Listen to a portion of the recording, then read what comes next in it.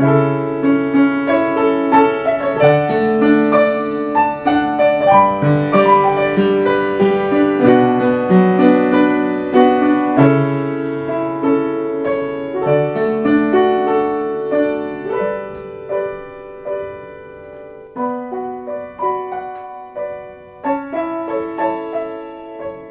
today I thought I'd respond to a question from Gabriel. He'd watched a video and was very complimentary. Thank you, Gabriel. And this is what he had asked as well. I'm curious if you can share how to approach creating riffs like this. So today, let's pull apart 5 tips on how to help you create beautiful piano riffs.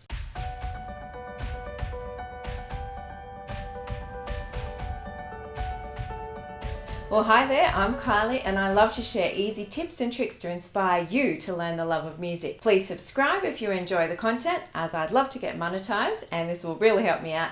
And also, a thumbs up is always the best compliment that you can give. Well, for the video that I made last week, I thought we would start at the very beginning and start our progression on an A. So you can check that out if you missed that at all. And today, let's go up the alphabet and begin our progression on a B chord. So the first tip for creating a beautiful piano riff is to pick your chord or key that you want to start in. So let's start on our key of B, and I was thinking B minor to start a bit gloomy today.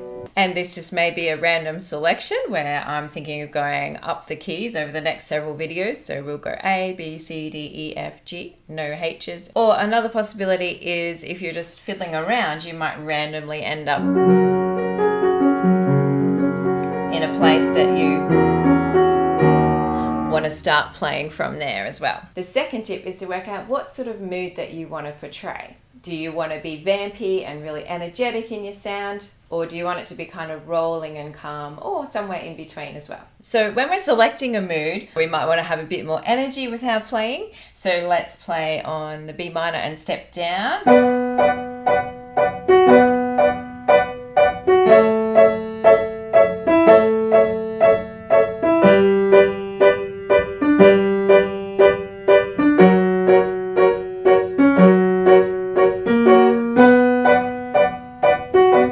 So on. Or do we want to create something that's a little bit more calm, a little bit more rolling? We might want to begin with the left hand and step down as we go.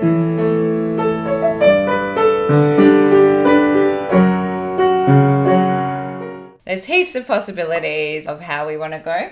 I often am just sitting and daydreaming and having a bit of a muck around when I sort of stumble across something. But by analysing it can help us to work out what to do if we're not sure. We also might want to drive a mood with a left hand bass. So we could do like a repeated.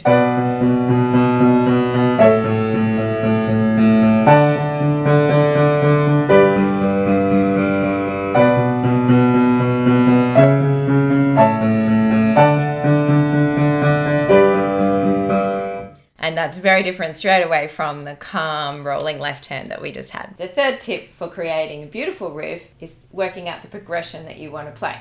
And do you want to go down in a progression, or do you want the progression to go upward? So looking at possible progressions in B minor, once again, I'm thinking if I want to have a real calm mood, then I might just step my chords around. So rather than leaping and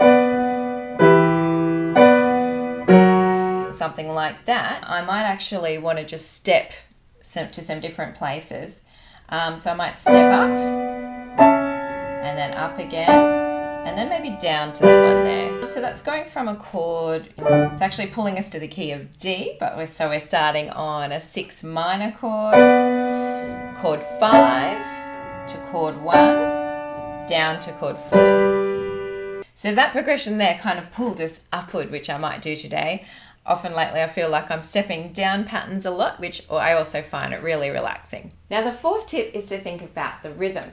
Do we want it to be a really straight, simple beat, or do we want it to be a little bit offbeat to kind of create a bit more interest? So we could look at a really basic rhythm just in block chords. And once again, this will just be a really clear and strong progression. So starting up on the B minor.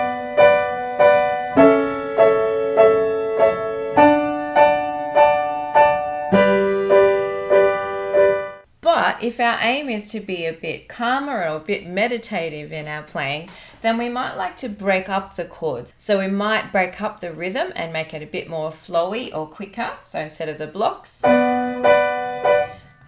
so maybe more to the quavers or the TTs.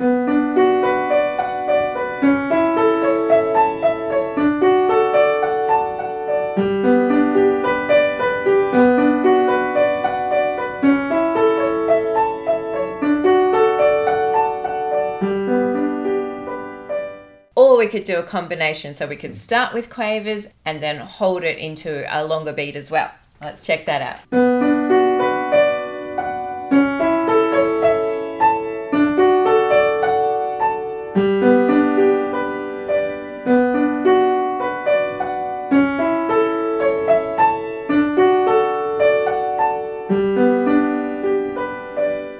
And the fifth and final tip is to look at the inversions of the chords and what order that you want the notes of the arpeggios to go in. This will affect if it sounds a bit stronger and more clear, or if the music is a little bit more drifty and intriguing to listen to.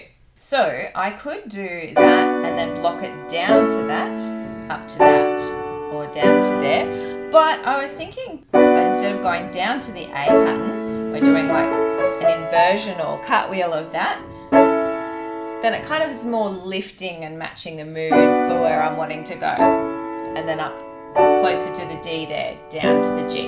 And then the other thing that we can do is more the ripples and the quavers flowing up. We can actually change the order of the notes here. So we could do something like this.